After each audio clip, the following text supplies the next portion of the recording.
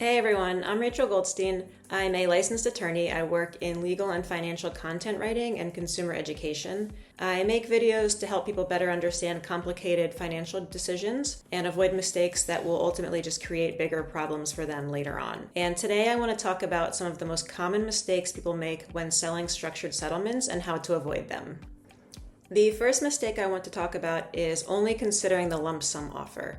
So what this means is that people often just think about the actual cash that the company is going to give them up front. And this is important, obviously, because they're probably going through something like medical debt, or they need to buy a house, or some sort of financial emergency. So yes, one of the most important things that you need to consider is the amount of money you'll get up front. But people sometimes forget to think about the long-term impact and what you're giving up in the future. And these structured settlements are intended originally to make things easier for someone going forward and to make sure that they are financially stable for the long term. May be necessary, but it's important to actually consider this and not only think about the money that you're getting up front.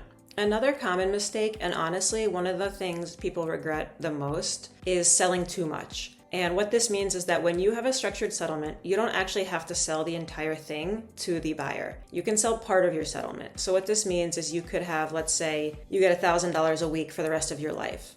You don't have to sell every single future payment. You could sell half of them, and the company that is buying the settlement from you will give you an amount of money up front based on how much you're selling. And in the stress of needing money quickly and trying to figure out what to do, many people don't realize this, and they don't even ask about this, and they just go ahead and they sell their entire settlement. And in the future, they look back and realize that they didn't necessarily need to do this, and that they've given up way too much money and more than they needed to. Another mistake that is related to just looking at the lump sum offer is not fully understanding what the discount rate is. And a lot of people realize that they looked at the lump sum offer, but never really figured out why that was the offer. And it can be helpful to make this determination so that you know if you're getting a fair deal or not. And so essentially the discount rate means how much the company is taking from you. So if your payments total $100,000 over a certain number of months or years, the company might offer $60,000.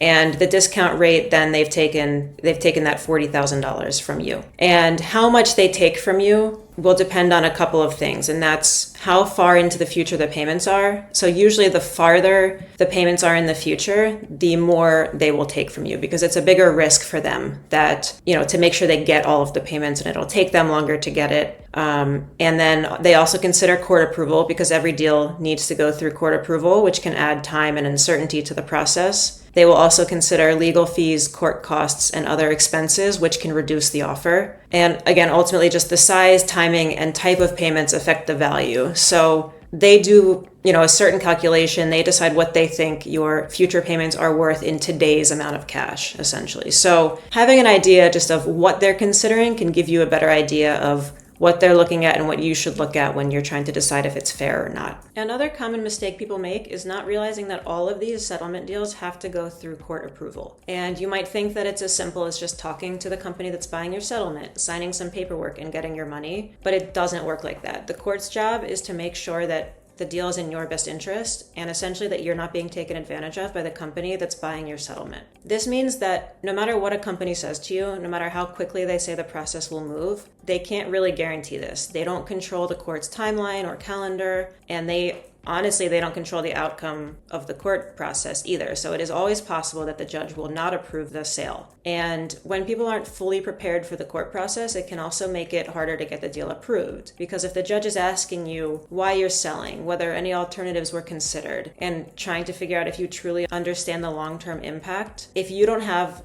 answers that satisfy the court, it could lead to them not approving the deal. So it's really important to make sure you understand that a court process exists and that you're prepared for it. Another pretty significant mistake some people make is not talking to anyone objective outside of the company who is purchasing your settlement. And it's important to get objective advice to make sure that everything looks okay and that you're not being taken advantage of. And this usually means talking to either the original settlement consultant or the lawyer who originally put together the structured settlement deal. A lot of people are a little bit embarrassed to go back to them to ask for help, or they think that too much time has passed and maybe they won't have an answer for them.